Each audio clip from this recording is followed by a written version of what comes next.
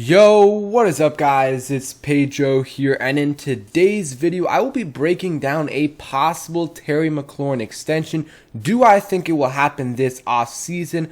When could it happen? And how much would it take to extend Terry McLaurin? So if you guys are new, make sure to subscribe for Washington and NFL content. I'm trying to get to 7,500 subscribers, so please help me get there. Also hit that like button and turn on those notifications. It also really helps out the channel, and go ahead and follow my Twitter, trying to get to 1,000 followers on there. Now let's get right into the video.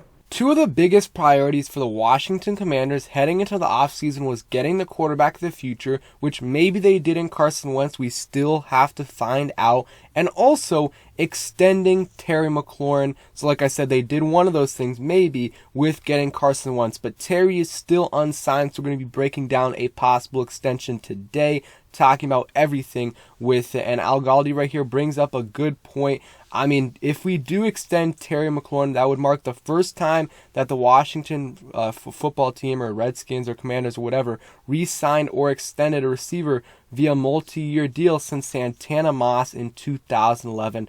That is absolutely crazy. I think everyone agrees that Washington should try to extend Terry McLaurin.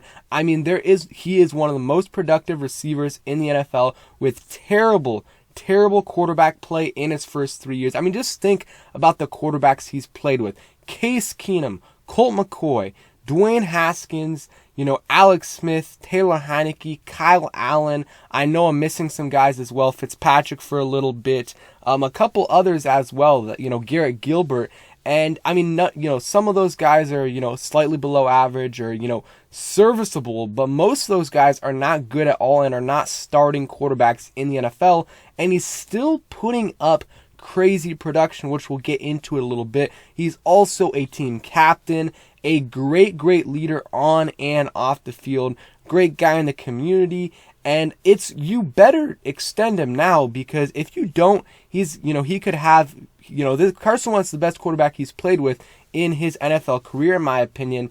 And if he balls out this year, let's say he gets 1,200, 1,300 or more yards, his price tag is going to go up and up and up. And also the cap's going to go up a lot next year too. So again, his price tag is going to go up. So you need to get an extension done now. You look at his stats, they're good. Don't get me wrong, but they don't tell the full story. I mean, rookie year, 919 yards, then 1,100 yards, and 1,053 yards, about 5-6 touchdowns in each year. But again, this is with just terrible quarterback play, and really not even just terrible quarterback play, but no even serviceable receiver with him, because if you have another good receiver next to you, it takes some of the pressure off of you and opens things up for you, because they can't just double team you, triple team you every time, because they have to worry about the guy next to you. With Washington, they haven't had that the last few years, so it really has hurt Terry McLaurin's production. So I think, even though his production might not be in the top 10, top 12, I think he is that type of receiver, and I think when he gets a quarterback and another good receiver around him, he's going to be putting up that top 10, top 8 production, and I do believe he is one of the better receivers in the NFL. So in terms of how much it would possibly take to get Terry McLaurin, and one thing real quick, these are all the receivers that are, eligible for extensions from the 2019 draft.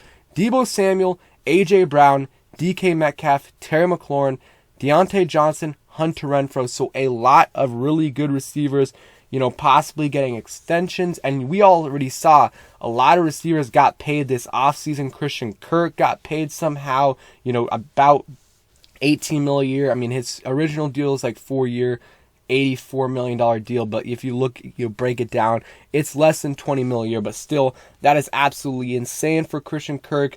Devontae Adams got paid. Tyreek Hill got a deal worth up to $30 million a deal. So these receivers are getting paid.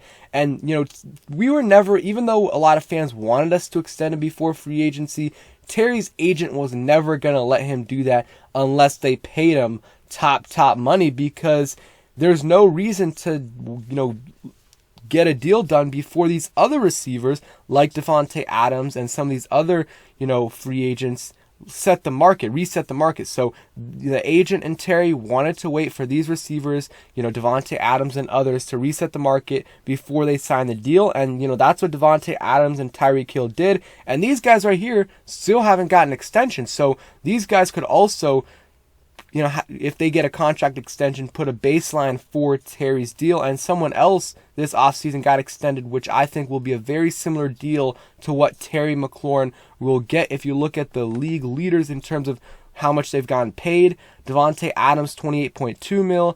DeAndre Hopkins, 27, DJ Moore, 20, Keenan Allen, 20, the rest of these guys right here, 20, and then also, this is before the Tyreek Hill deal, so he's getting paid up to $30 million. So the receiver market definitely skyrocketed this offseason. So, and it's going to even continue to go up the next couple of years. So I think Washington needs to try to, get a deal done this offseason. Like, I love what they did with Jonathan Allen. They got a deal done 1 year early, 1 year before he's gonna be a free agent, and they did it.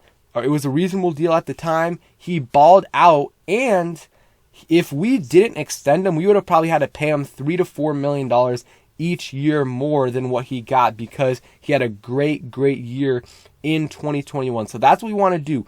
Pay guy. If you are confident about the player and about the person, and if you think he's going to be around, you want him around for the next 3 to 5 years, and you're confident in that, go ahead and pay him a year early, because you know what's going to, like, if Washington, before even Ron Rivera got here, would have offered a deal to Brandon Sheriff a little bit earlier than they did, they probably could have gotten a deal done for about $14 million a year.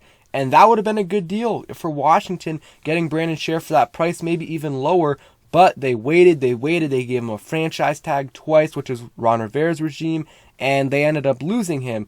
And that's how you kind of lose players, or you end up having to pay more for them. Another example, Dak Prescott. The Cowboys waited way too long to pay him, and they kept on delaying the process and giving Dak Prescott more and more and more leverage. So Washington, get it. Whatever Terry wants, give it to him this offseason. We look at Washington's cap space. They have around, I made a video if you guys want to see a full breakdown of Washington's, the Washington Commanders cap space. I made that a couple of days ago, so check that out. But we have around $10.7 million, in cap space, and that is before the Landon Collins post June 1st cut happens. Once that happens, Washington will get around $12 million in additional cap space. And that is when Washington could try to get an extension done with Terry McLaurin and put some of that cap space or some of that hit into this year, because they'll get some more cap space. So Terry McLaurin's cap hit this year is very low. It's around $3 million. But with that new cap space, they could, do the extension and add some of that money into this year to potentially save some money down the line. So if we do extend him, I think it could be, it's not probably going to be in the next couple weeks. Who knows? It could be, but it'll be more likely after June 1st once they get some of that cap relief from the Landon Collins deal. And same thing with Deron Payne. Who knows? Again, it could happen right in the next few weeks or leading up to the draft or right after the draft. But more likely than not, if it happens, it'll happen after June 1st. And that's what happened last year with Logan Thomas, with Jonathan Allen. It happened right before training camp started. So that's something that could happen once everything, because they're really busy right now with especially the draft, but still looking at some free agents they would like, and players that they think will get cut after the draft to potentially sign. So they're busy with that. Once that is over, they're going to have all their attention towards Terry, especially in that June, July months before, the training camp starts and everything. I think they'll be able to do that. So what is it going to take for Terry? I think of course, it's going to take $20 million plus a year. I said that this past offseason. People were saying 16, 17, 18 million a year. I was saying it's going to be 20 plus. It's going to be 20 plus, and I still believe that Terry McLaurin's a little bit older and his production isn't like top 10-ish, but I think he's that level of player. People around the league understand who's been throwing him the football, who has been around him in terms of receivers. I think he will be getting paid, and I think it's going to be something similar to what DJ Moore got, who a little bit more production, but he's had a little bit better quarterback play and definitely better receivers around him. And he got about a 3-year, $61 million deal. So a little over $20 million a deal for or $20 million a year for DJ Moore, and I think it'll be somewhat similar for Terry McLaurin. These players like getting shorter deals because it allows them to get back onto the market a little bit earlier. So I think it could be like a 3-year, $64 million a deal. So about $22 million a year. That's what I'm kind of thinking.